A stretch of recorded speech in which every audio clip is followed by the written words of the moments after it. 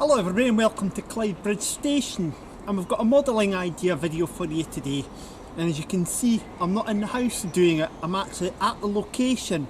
And this is one of the more challenging modelling ideas for you, but it's a very famous one. Welcome to Aberdour. The station is located on the Scottish East Coast Main Line, several miles south of Kirkcaldy, and it's set in a picturesque location, as you could see. The actual station is very well famous for its gardens that you can see on the right hand side there behind me, and also over there too. And it's served by 2 trains an hour each way, 2 southbound to Edinburgh every hour, 1 northbound to Ladybank and Perth, 1 northbound to Dundee every hour Monday to Saturday. And several ScotRail, LNER and cross-country trains do pass through here as well. The station itself is got a couple of buildings that will be of architectural interest to you, and we'll be taking a look at those, and I'll be able to suggest you what items you might need for it. And believe me, with station gardens you'll need a hell of a lot. And right on cue, the gardener's just arrived, in fact, would you believe. So let's have a little look around the station and I'll tell you the sort of things that you're going to need to do that, including rolling stock as well. And just bear in mind that when I'm talking about the rolling stock here, I'll actually be focusing on the BR sectorisation era in general, but if you're going to be setting this in the 2000s, 2010s, Class 158, Class 170 units, HSTs and Voyager units and Azumas will be the sort of trains that you'll require. Now as we walk up the platform here, you'll actually notice the road bridge. This is actually a new road bridge but using the existing parapets. And both this bridge here and there's another road bridge which takes you down to the sands. They actually are pretty useful for modelling in the fact that you'll be able to have trains going into the fiddle yard. So you can have the trains going into the fiddle yard, but you can actually create, if you just see there, the vegetation that's all around there, you'll be able to actually create that as well, making it look as though the track is carrying on further when in fact it's only going into the fiddle yard. And the same further up there, the scenic break that the bridge provides there. As we're looking on the down platform, there's what the main aspects are. We have the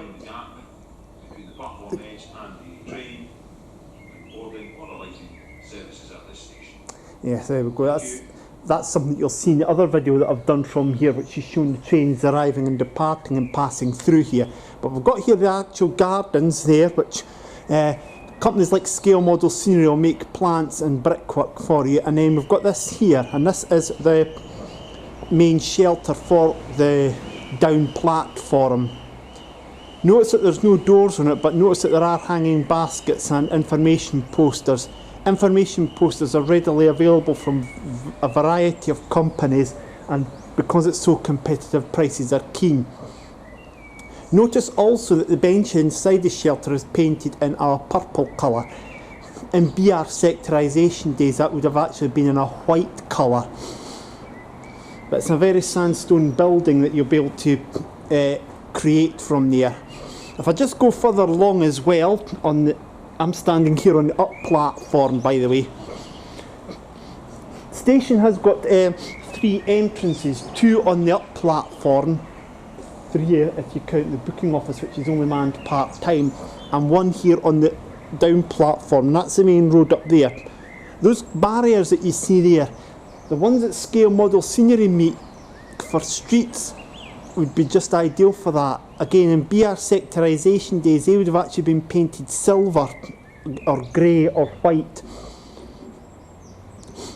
So you would actually be able to get the same sort of effect using those sorts of barriers. And the platform planters that you see there as well. Going further along, and we've got the benches here, which you can see there. There's the same on the other side of the benches here on the up platform, but as you can see them on the down platform, you don't have to use those sorts of benches. But what I would stress to you is that depending upon the era you're modelling in, those benches would possibly be white or black. And then we've got the lattice footbridge that you can see here as well. It's actually similar to the one that's at my home station of Cardenden, and it's painted in the same colour.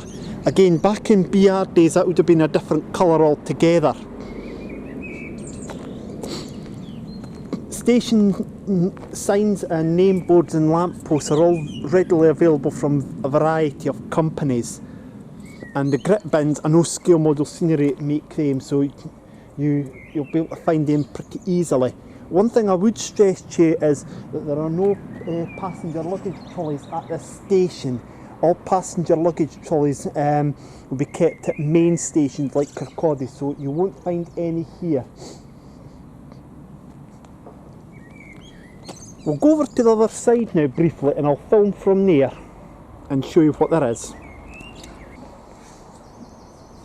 From the other side of the station, we're here now on the down platform looking at the up platform, and the small signal box still exists, although it's not used as a signal box anymore. It's actually just used as private accommodation.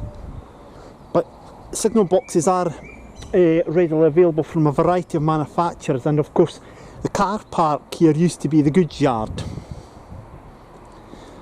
You can see the colour, the style of fence here. It's painted in a grey colour. In BR sectorisation days that would have been in white. Now the paints that you can paint it in, if you go down to like the Halfords or a hobby shop, you'll be able to find them no bother. As we carry along, we've got the greenhouse there behind the station sign that the gardener uses, and then we've got the actual station building itself with the canopy. One thing to point out to you here about the canopies, I don't know if you'll be able to get the exact same canopy as you can see there on the station building. You may have to use what they call artistic licence. And notice also the buses going past. Stagecoach is the main operator, in fact it's the only operator here in the village, and a variety of Stagecoach or Fife Scottish buses are readily available as well if you need to do that. I'll carry along for a little bit more so you can actually see here the station building in its splendour, and of course we've got the other side of the building to look at as well. But there you go, there's a big clock in the window there, I think you can just see that. And again, the benches that I've already mentioned to you, and Jeff Marshall's bin bags blowing in the breeze, of course, and that's another station entrance there. I don't know if there was actually a specific parcels point here at one time. I believe it was just the ticket office doubled as a parcels point. I don't think there was a specific parcels office here at Aberdour station. Unlike say Kirkcaldy, which is a separate parcels office separate from the main station building.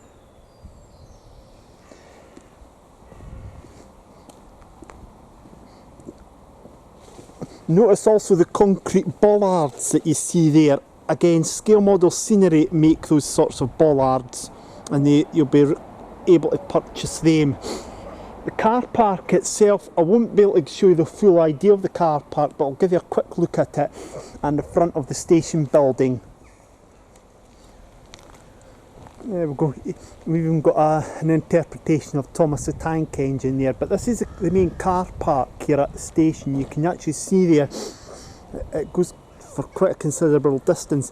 There is a public footpath that actually goes alongside the railway and up some steps onto the top of the bridge that you saw there earlier, and that all gives access to the road taking you down to the sands and the beach area.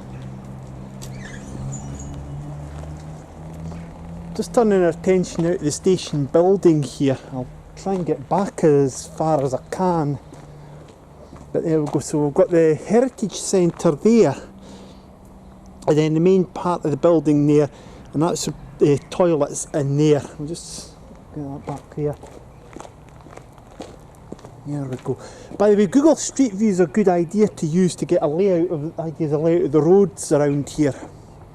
So do check out Google Street View, and I'll finish it off by showing you just up the road there, Aberdour ScotRail. Up in BR days it would have had Aberdour with a big BR logo on it, back in BR and ScotRail days.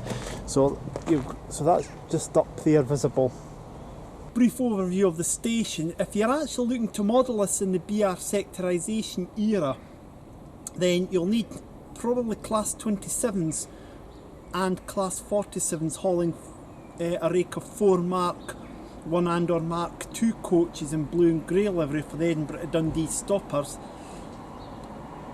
Class 101 or 107 DMUs in either Strathclyde PTE livery or the blue and grey livery, along with class 150/2 sprinters for the Fife Circle services, and later on obviously as well for the Edinburgh Dundee services. Locomotive hauled trains also consisted of push-pull trains with a 47/7 at one end, a rake of Mark 2 or 3 carriages and the driving brake standard open at the rear. There was also the local hauled services on the intercity routes, the cross-country services, and the daily Aberdonian down to London Euston. These would have been hauled by a class 47, and you'd have also had a rake of coaches and that in a mixture of blue and grey or intercity livery. HSTs, they were dominant at the time too. There were services to Aberdeen from London King's Cross, and these would have had a 2+8 formation. And there was also, at the time that my layout was set in 1990, a once a day HST cross country with one trailer first, so it would have been a 2+7 formation. Later on, class 158s were starting to come on stream on the ScotRail Express network as well. And as I've already mentioned to you about some of the stuff you can get from scale model scenery, the big trees that you see there, you can get them from the likes of excuse me, Woodland Scenics. Various other companies make trees as well, and these are actually available. The Woodland Scenic stuff and some of the other plants and structures, you can get them from your own local model shop as well, so do pay them a visit too. And I know that some local model shops are selling scale model scenery items, so get in touch with Scale Model Scenery to find out if a local model shop near you happens to sell them. We'll actually take a look around the station as well. It's worth mentioning too that the buildings that you actually see here are very little change from when they were in 1990, so they'll be, again, what you see here is basically what you would have got back then. If you're actually modelling a more recent time, again, manufacturers do produce a variety of products, but do please bear in mind that certain items like turbo stars and the Saltire livery are not yet available, but HSTs in the Inter-7 City livery of ScotRail are available. You can still get 158s passing through here too, Azumas and Voyagers. These are all readily available from various manufacturers. So I hope you've enjoyed that little overview of Aberdour station, which is behind me. And we're going to finish off this video with a short selection of clips showing some of the trains that have been passing through Aberdour station. And I'll give you some voiceovers on a couple other little details as well. In the meantime, do please take care of yourselves and enjoy your lives, and we'll see you soon. Bye bye for now. The view northbound, as you can see, is a lot further than the view southbound due to the tight curvature of the track.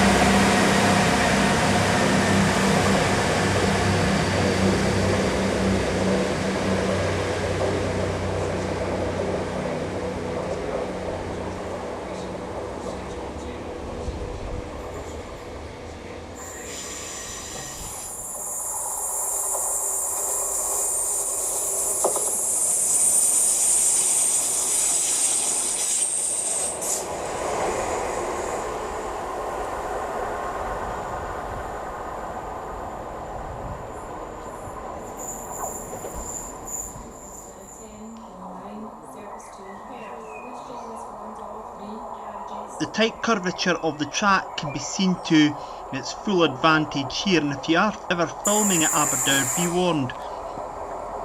The time that you're given for a train arriving is very short on a northbound platform.